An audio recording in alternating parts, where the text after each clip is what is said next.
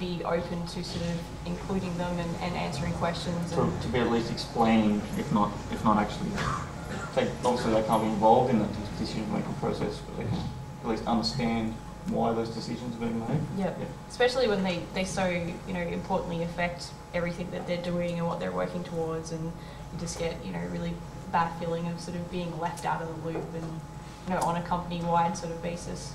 I find it's a real morale lower if you keep everything hidden. Like I've left the job because of that problem in the past, and I like knowing things.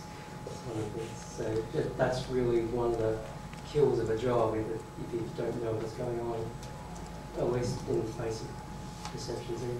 The specific opposite example, which I can't remember who, I think you reminded me of it though, was when things are volatile, and things are frequently volatile in our industry. I worked for a guy who told the team that it was, I'm trying not to get too specific here, but he told the team that things were volatile. He couldn't give us the details, but at least he told us. So we knew that things were up in the air. We knew that there were going to be a large number of high frequency, high important decisions being made. So we weren't surprised when things were changing or if the design was changing because of that period. And when we got through it, it was great. And not a single person who was told that left. Everybody took that on board and went, okay, so things are going to be tough for a while and maybe a little weird, but they all stuck around. And I think that showed a great deal of respect for the team, that he could actually do that. There is a balancing act there. Obviously, you cannot tell everybody everything all the time, and I understand that too. Not everybody necessarily will respond the way that you want them to, but when you can be honest, I guess is what I'd say. In general, I keep the teams informed of stuff like that, so they know when there's danger periods and projects coming up. There was one case where I did it. 3 of the team members went out and started another job.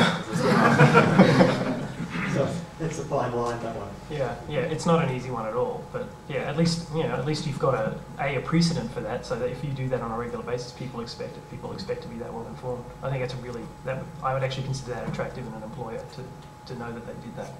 I think as well, to build on that, if you're going to be transparent as a manager or as a lead, I think, and this goes for upper management as well, you need to set a consistency level, transparency, because I think the worst thing than either just flat out hiding everything or being completely transparent is if you are transparent and then all of a sudden something changes, whatever it may be, up high with publisher or internal, and then suddenly people aren't hearing about projects going on or something happening, then that can really, I've seen that probably, whispers in the office can start and things like that. I mean, it's like a communication blackout. Exactly, and people who were in the know all of a sudden may not be anymore, and it may only be for a few days or something, but they can probably place down more, so that's one to be careful of. Yeah, sure. Well, people aren't stupid too. Like as soon as, it takes like half a day for people to understand that suddenly the manager isn't talking to them for some reason, or the managers are sitting in a room for some reason, or they've been there for a week. Like that's probably the worst case. Yeah, people look out for that stuff. So yeah, if you can tell them about it up front, if you can, I think it's better to do so.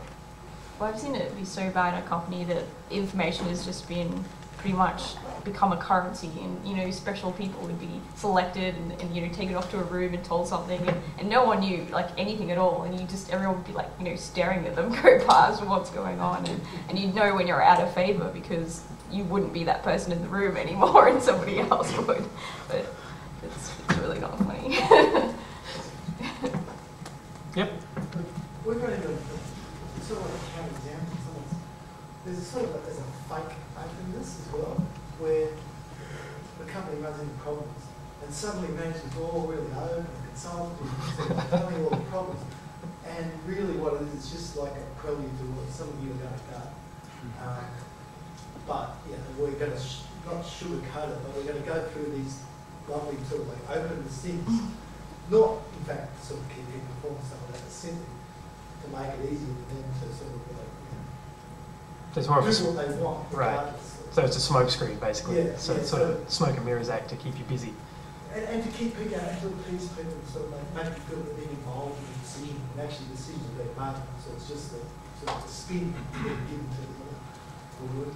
Yeah, but again, since I don't run a company, it's easy for me to say these things, but I do feel like outright lying to people like that, like painting the rosiest picture that you can. Oh, no, I'm not saying they're telling the truth. They're telling the truth in order to achieve their own predetermined aims. Ah, okay. And it's just managing people again.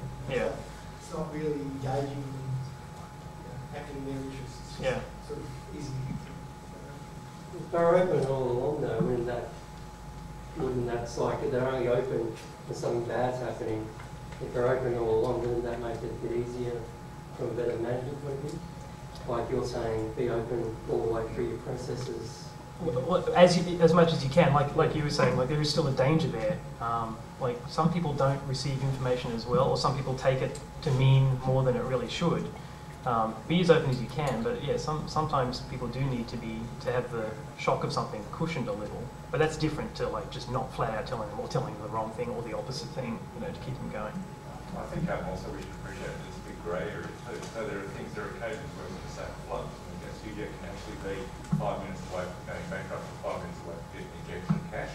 And I don't know how that can get communicated to anyone successfully, because in 5 minutes it might be really good, really bad. And I've been in a number of situations where people have been flying around Europe trying to solve a thing, and to do some sort of ticker tape thing on a blow by blow how this is going, it's just distressing and confusing. So when you actually are being absolutely transparent in a completely grey, fluid situation, it just becomes confusing. Sure. And so I don't know when, exactly what transmit things should be, but sometimes managers don't know either. And that's really hard, because everyone's got the rumbling, everyone's talking, but no one actually has the answer. And what they're saying is, these people know, they know exactly what's going on, and they're just not telling us. And sometimes nobody knows at that stage. Sure, yeah. And that's hard. Yep. On that sort of point, I was at Orman last year when all the bankruptcy happened. We weren't told anything.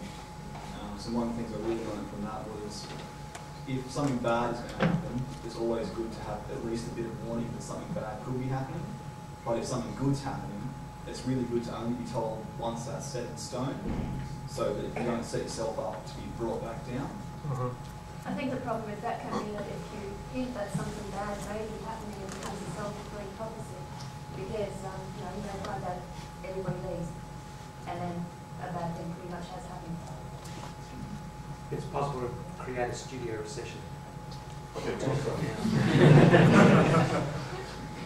But this doesn't just apply to big, studio changes and project changes. I think this can be a good guideline all the way down the team. Like, why are we working on this level this week? Why are we decided to change this character's dialogue? It's that kind of information that I think is really valuable to the team, and makes them feel involved in the process, and raises morale on the team. Completely, I definitely agree there, and I think that's where the uber transparency can really come into effect there, and that definitely builds trust with the rest of the team. Yep. All right, we'll go to this one.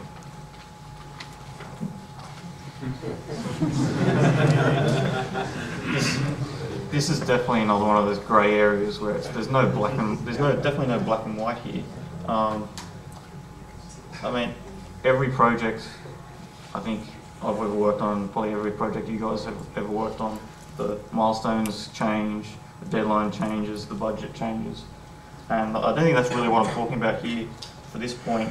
It's more when there's like small deadlines that are created and then changed, and then created and then changed during like the course of a milestone or over the course of a number of weeks.